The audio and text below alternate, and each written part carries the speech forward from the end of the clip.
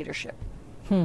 Peter, your piece for The Atlantic is called "The GOP is a Grave Threat to American Democracy." And just how did we get here? How is it possible that so many Republicans in Congress have aligned themselves with someone who lost the election by 7 million votes? Why do they still think that he is their winning ticket? And they're willing to make all of these sacrifices, including, going along with this bloody insurrection for Donald Trump? Yeah, it's a great question. I mean, they're squandering any remaining moral and intellectual and political capital, really, that they had. Why are they going along with it? I think, fundamentally, Allison, it's because the base of the party has been radicalized and Trumpified. And we have seen time and time again that anybody that speaks out against Donald Trump speaks out against his lies. And these are really insidious lies. That they have a target on their back, figuratively, and they're taken out. And somebody like Kevin McCarthy is a particularly pathetic figure because he's so weak. He knows better. He knows that the election wasn't rigged. He knows the election wasn't stolen. But he wants to win, and he knows that the only way that he can win is to keep his base ginned up and energized. I think the Republicans threw their hat over the Trump wall. They decided, look, we're not going to win back suburban voters, women voters. So we've got to keep our base, our angry, grievance-filled base, jacked up all the time. But one other thing I want to say is, the reason that they're enraged at Liz Cheney is because she is their a voice of conscience, and they hate it. She is calling them out. She's speaking truth to a party that is in the grips of an insidious lie and conspiracy theories. And the Republican Party, I'm sorry to say, someone who had been a lifelong Republican, is a diseased party, and it's a dangerous party, and it's getting worse, not better. Gloria, Peter talked about Leader McCarthy and what he described as his weakness. Let's just remind everyone that this is the Kevin McCarthy who wouldn't pull Marjorie Taylor Greene from her committees, but is now willing to, according to the reporting in a few days, lead this removal of Liz Cheney for simply telling the truth. Right. And you're not hearing them talk a lot about Matt Gaetz and his issues. I think Liz Cheney's in their face. And in talking to one Republican this morning, he said to me, she really shouldn't have embarrassed McCarthy that way. She shouldn't challenge him publicly that way. And I'm thinking to myself, wait a minute, this is a grown woman who is in leadership. And if she is embarrassing McCarthy because he's in both sides of the issue about what Trump did and didn't do, that's just too bad. These are smart people who've been elected to public office, presumably. The people that I think are kind of the worst are the ones who actually agree with Liz Cheney privately and say, she's right. This was a free and fair election. But there are lots of those people who will now vote against her because they think they need to get her out so they can potentially win back the House, and they don't want her to stand in the way of their message.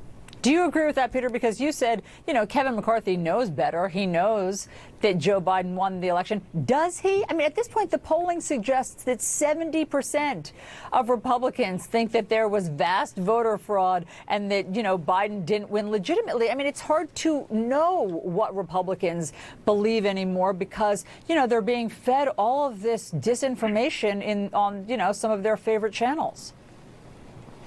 Yeah, look, I think it's an important disaggregation. I think for a lot of the base of the party, I think they've bought into this. They've been told these lies by Trump, and they've been amplified by the political class, the political leadership.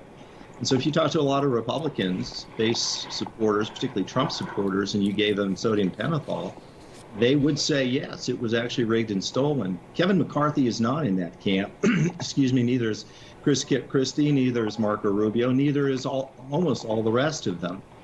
But they're doing it for cynical reasons because they believe this is the best path to power. They may be right. I mean, McCarthy may win and become Speaker of the House in 2022 by following this path. But he's being unpatriotic in it. He's doing damage to the country. He's doing damage to truth. He's engaged in an assault on reality. And this stuff matters. And the fact that he knows it matters and still has chosen his own ambition and the ambition of his party's over the country is a disgraceful thing, and it's getting worse with every passing week. Peter, there's a tweet from Senator Mitt Romney defending Cheney. He tweets this: every person of conscience draws a line beyond which they will not go. Liz Cheney refuses to lie. As one of my Republican Senate colleagues said to me following my impeachment vote, I wouldn't want to be a member of a group that punished someone for following their conscience. I mean, we saw what happened to Mitt Romney at the state event there in Utah, the convention in Utah a couple of days ago. He was booed, and he said to the people, aren't you embarrassed? Apparently not. Your reaction to what we're hearing from Mitt Romney? Well, it's not surprising. I mean, Mitt Romney has been another profile in courage. There are not many in the Republican Party. Adam Kinzinger is one. Mitt Romney is another. Liz is a third. There are a few others. And I'm glad that they're speaking out, because it's important to be faithful to what you know to be true. But look, this caucus, this Truth Caucus, could fit in a phone booth these days for the Republican Party. And oddly, you know, it is almost as if Donald Trump in the last year or so, we might look back and say that he was a restraining force on the madness in the Republican Party. And then once he left, those poisons that had been unleashed just spread further and further. So this is a party, as I said, it's a diseased party, and it's a dangerous party. And I am thankful for Liz Cheney and for Mitt Romney for speaking out. I wish more would join them. But the Republican Party, having essentially accepted Donald Trump's corruptions for the last 5 years, became complicit in those corruptions.